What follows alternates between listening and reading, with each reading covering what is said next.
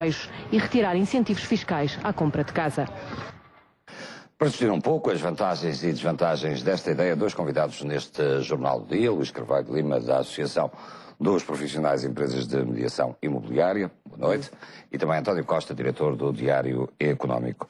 Começaria pelo representante dos promotores imobiliários para lhe perguntar que vantagens e desvantagens vê nesta medida, se é que vê vantagens. Vantagens, vejo uma, logo a priori vejo uma, que é a dinamização do mercado de arrendamento.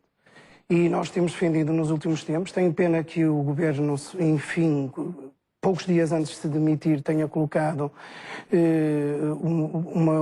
uma proposta de alteração da lei do mercado de arrendamento, com duas medidas que eu sempre considerei cirúrgicas, que uma delas é a questão do despejo, que ia criar imensa confiança para os proprietários terem a certeza que se iam arrendatar, não lhe pagar a casa dentro de um prazo 2, 3 meses, que recupera a sua própria casa. Isso ia criar uma confiança enorme no mercado de arrendamento. A outra medida que também o Estado propôs era a carga fiscal sobre as rendas, de criação de uma taxa liberatória, que um proprietário pagaria uma taxa, neste momento penso que é 21,5%, e só englobava no seu IRS se assim o entendesse. Estas duas medidas iam fazer com que o mercado de arrendamento existisse. Porque neste momento nós tivemos uma grande procura no mercado de arrendamento, mas não houve a correspondência à oferta. As rendas deviam estar a preços muito mais aceitáveis. E se as rendas estivessem a preços aceitáveis, não havia tanta necessidade de querer comprar uma casa. O que aconteceu nestes últimos anos é que era mais barato pagar pela mesma casa o valor da prestação da casa do que o valor da renda. E isso, a renda terá que ser pelo menos 30% ou 40% do valor que se pagará pela prestação da casa. Até porque na prestação da casa, como sabe, está-se a constituir a fogo. Segundo estas notícias, tratar-se-ia, em primeiro lugar, de encarecer as casas à venda. Como é que isso se consegue? Só há duas maneiras de o conseguir. Tabular o preço das casas é impossível. Não conheço nenhuma economia no mundo que isso funcione. É criando mais impostos, aumentando os impostos do imobiliário, o que eu penso que é uma tragédia se isso acontecer. Temos que nos lembrar que nós, neste momento, e a minha associação anda a fazê-lo, a tentar exportar imobiliário, captar investidores para investir em Portugal, nomeadamente na área do turismo residencial. Se aumentarmos os impostos sobre o imobiliário, e Portugal é dos países do mundo que mais impostos têm sobre o imobiliário, há câmaras que mais de 50% do seu orçamento vive do imobiliário, portanto, por aí eu penso que é mau para todos. A outra hipótese é dificultar o acesso ao crédito.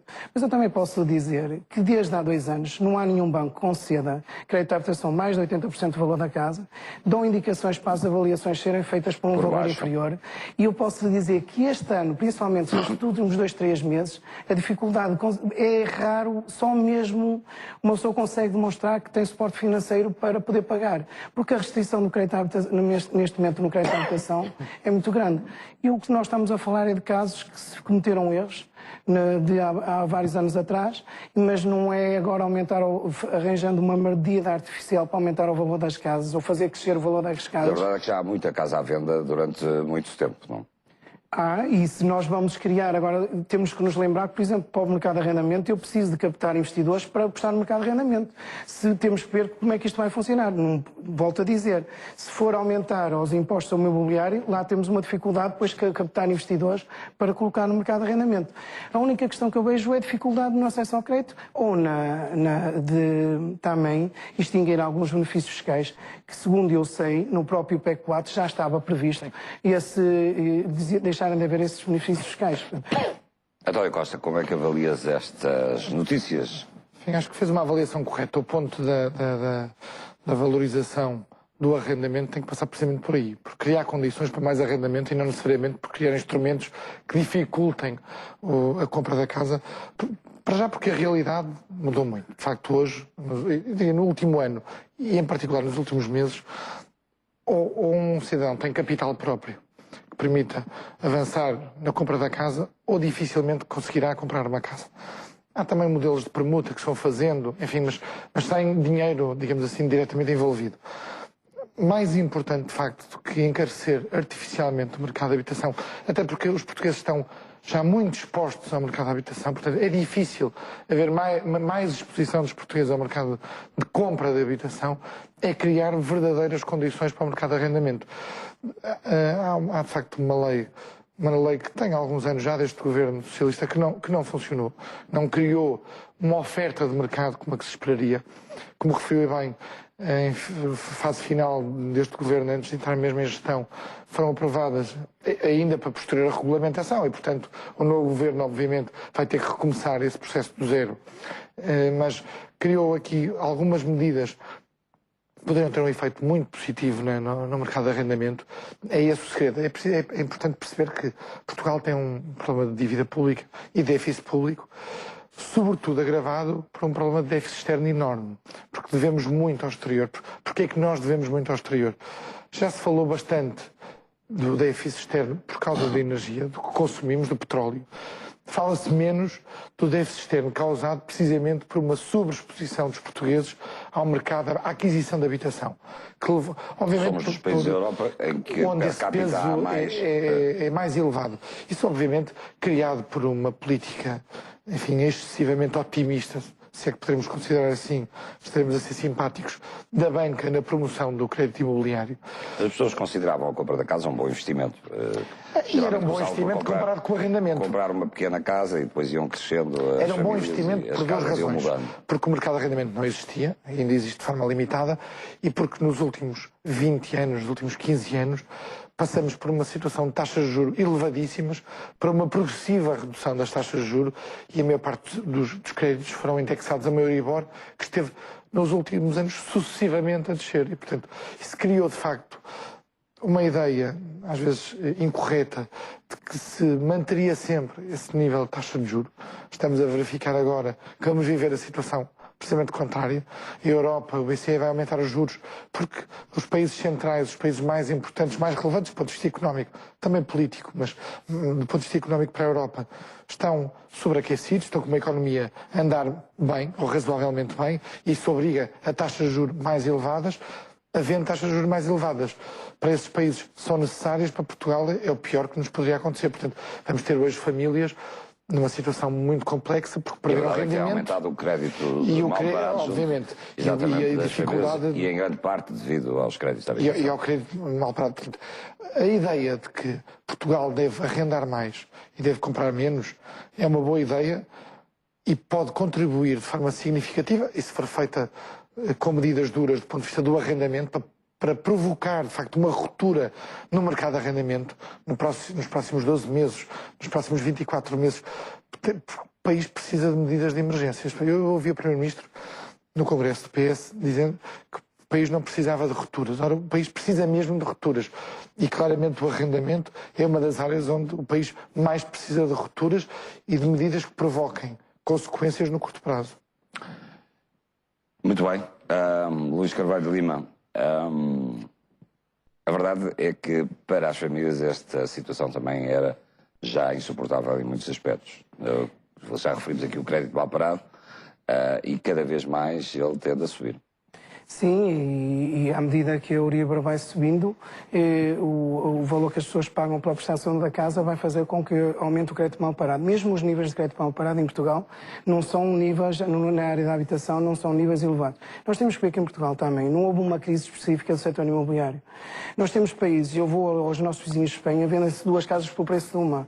Na Irlanda aconteceu a mesma coisa. Nós temos nos estados dos Estados Unidos, como por exemplo o estado da Flórida, 43% das pessoas vivem numa casa que desvalorizou 60%. Isto é que são problemas de uma bolha imobiliária.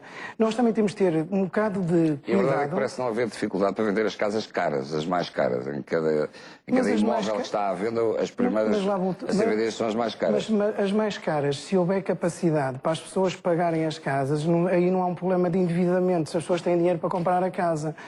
Se nós captarmos investidores para comprar essas mesmas casas em Portugal, isso não é que vai aumentar o endividamento. Nós temos que ver... Ao financiamento bancário, por sua vez, o banco vai financiar-se lá fora.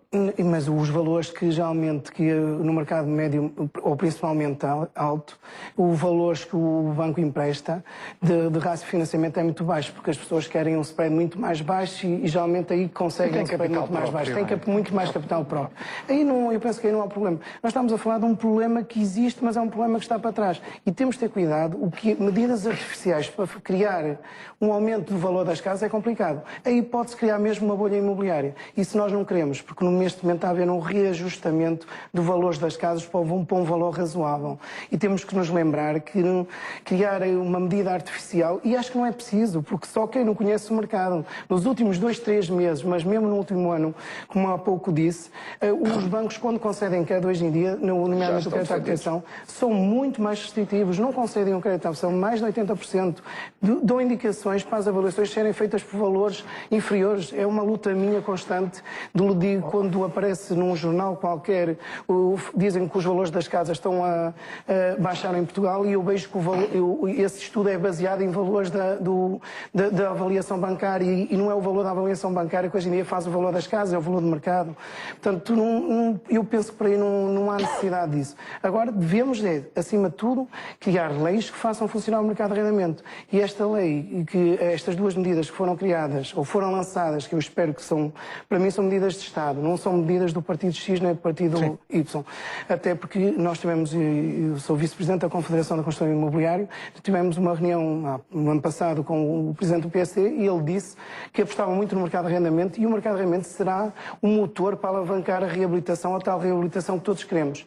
E sem o mercado de arrendamento a funcionar, nunca vamos ter reabilitação a funcionar em Portugal. Há aqui dois pontos importantes. O mercado imobiliário, diria que funciona a duas velocidades. Temos o mercado imobiliário no centro de Lisboa e no centro de Porto, que tem uma certa dinâmica. E temos o mercado imobiliário na periferia e fora das grandes cidades. O problema da banca portuguesa, enfim, dos portugueses que têm casas compradas e que viram de alguma maneira alguma desvalorização, ainda que ligeira, é verdade, o imobiliário em Portugal não teve a valorização que tiveram outros mercados, nomeadamente o espanhol, que é o mais evidente, o irlandês também, que padeceu muito desse problema e que explica muito dos problemas que a Irlanda hoje está a viver.